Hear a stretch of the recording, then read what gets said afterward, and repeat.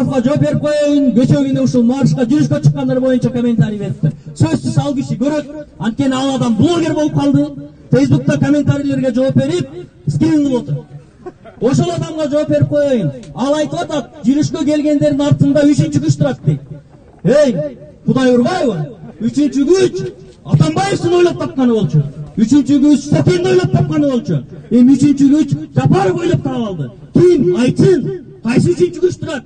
Кимиңерди ким колдоп келди? Кимиңерге акча берди? Айтсын да. Каяктагы 3-чү күч?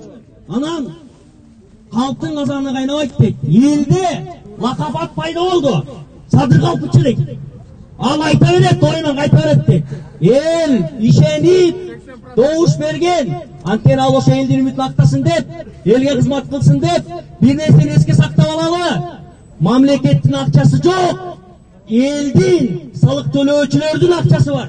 Ошон үчүн биз бүгүн марш кылып аткан убакытта биз дагы тал чөптү, бакты талкалабай, бузбай баралы. Себеп дегенде бул биздин төлөгөн салыктын негизинде. Мен айтайын, бир Кока-Коla алсаңыздар, анын 12 сомун силер салык катары төлөйсүңөр. Кеп силер бир жакта иштегенде эмес, кеп силердин бизнесмен болгонуңарда эмес, силер жашап жүрүп мамлекетти багып атасыңар, чиновниктерди багып атасыңар, ошолорго айлык берип атасыңар. Ошон үчүн эйлик, бийлик деген бул эл талап кылыш керек, эл көзөмөл кылыш керек. Жарандык коомдун бир эле милдети бар, бул көзөмөл кылуу. Жарандык коом десе жаманаттуу кылып атышат. Булар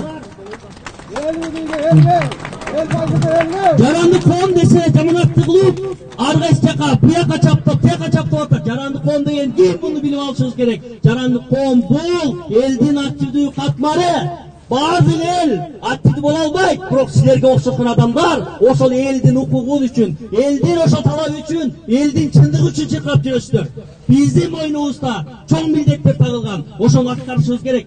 Ар бирөңөр менен сыймыктанабыз. Үмүтүңөрдү өчүрбөгүлө. Күрөш уламат. Күрөш качан токтойт билесиңерби? Адам өлгөндө. Тамак жөө да күрөш. Чай ичүү да күрөш. Башка да жашаш да күрөш. А вот адилеттүүлүк үчүн, акыйкаттык үчүн, эртең балдарыбыздын алдында жер карабай жашаш үчүн бул чоң күрөш. Ошондон белгилеп айта кетет турган нерсе, муну бир саясий күч уюштурган жок. Муну бир лидер уюштурган жок.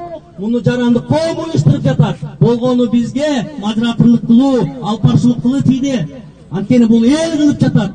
Бирөөнүн иши эмес, бирөөнүн ачкосуна же бирөөнүн торосуна иштебеш керек бул нерсе. Бул жерге ар бир жаран өзүңөрдүн оюңар менен, пикириңер менен келдиңер. Бул жерде келгендер эч ким алып келген жок. Ар бирөөңөрдүн ичиңерде кайнап оргуп чыккан чындыгыңар үчүн келдиңер. Азыр болсо